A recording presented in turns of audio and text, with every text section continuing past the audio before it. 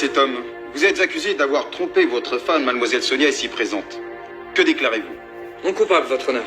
Votre défense sera assurée par votre avocate, maître Conscience, ici présente.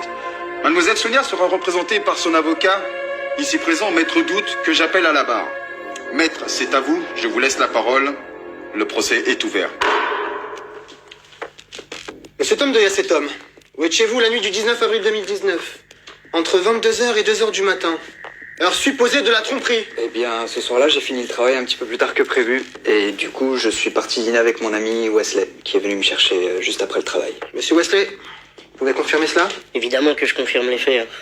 22h, 2h du matin, je m'en rappellerai toujours. Je suis venu le chercher avec ma petite trottinette électrique, hein, et puis on s'est amusé à faire des petits wheelings, tout ça, avant d'aller manger un morceau. Ouais, je confirme. Bien.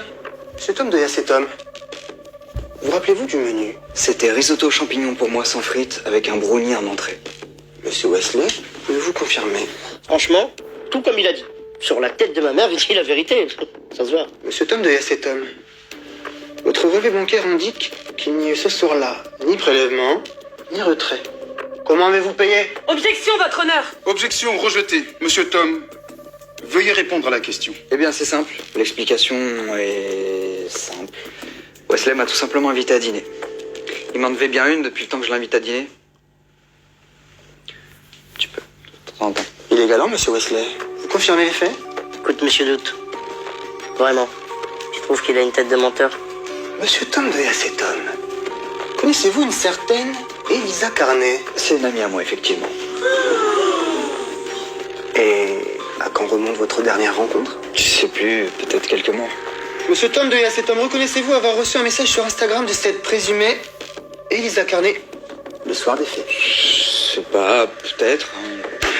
Un message Instagram a été retrouvé. Objection, votre honneur. Comment mademoiselle Sonia a-t-elle pu avoir accès aux messages privés de mon client? Rejeté. Grâce aux identifiants de votre client. Mais c'est immoral. Oui, mais c'est légal. Poursuivez, maître. Ce soir-là, à 22h16 précisément, monsieur Tom de Yassetom reçoit un message privé sur Instagram où il est écrit, je cite, Baby, tu fais quoi ce soir? Virgule. Ça se capte? Alors ma question est simple, monsieur Tom de Yassetom, avez-vous vu cette personne ce soir-là? Non, et d'ailleurs, j'ai même pas répondu. J'ai pas répondu, parce que j'ai pas répondu. On en chialerait presque. Mais c'est exact. Dans les DM Instagram, lorsque l'on supprime, J'ai pas supprimé la conversation. c'est exact. Cependant, les messages de cette conversation sont restés sans réponse. Ce qui laisse à penser que vous en avez supprimé certains. Objection, votre honneur. Accordé.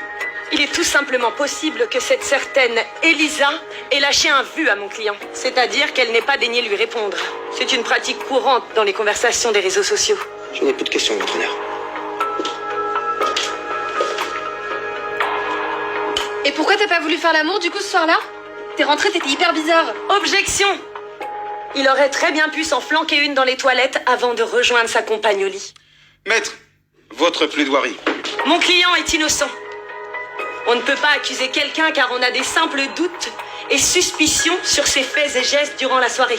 Ou parce qu'il ne nous répond pas au téléphone. Donc, ce dossier ne devrait même pas faire l'ombre d'une accusation, au vu du peu d'éléments à la charge de mon client. Je vous demanderai donc, par la plus grande logique, de bien vouloir acquitter mon client. Bien. Je vais demander à l'accusé de bien vouloir se lever. Monsieur Tom de Yassetom, avez-vous quelque chose à dire pour votre défense?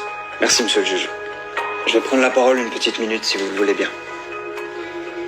Messieurs, dames les avocats, messieurs, dames les jurés, il est vrai que dans ce dossier, il existe un certain nombre d'éléments qui restent encore flous, voire troublants.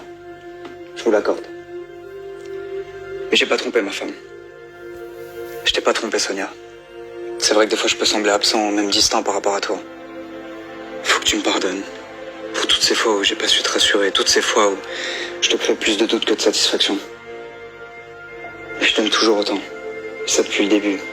Ça a jamais changé. Tu sais, tu me connais, je suis plein de défauts et j'aurais beaucoup de mal à les changer. Mais je te trahirai jamais. Je peux pas te faire ça. Je t'aime. Merci, monsieur.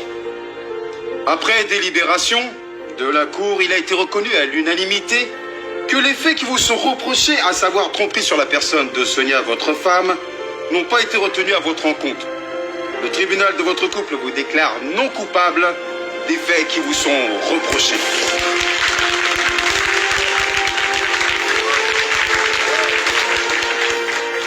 Il arrive parfois que la justice fasse des erreurs.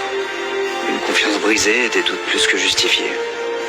La vraie question, seule et unique question, qui demeure et reste propre à soi-même. Mieux vaut-il vivre avec une conscience propre et perdre celle qu'on aime, ou d'étouffer le poids de la culpabilité par un amour sincère, mais trahi.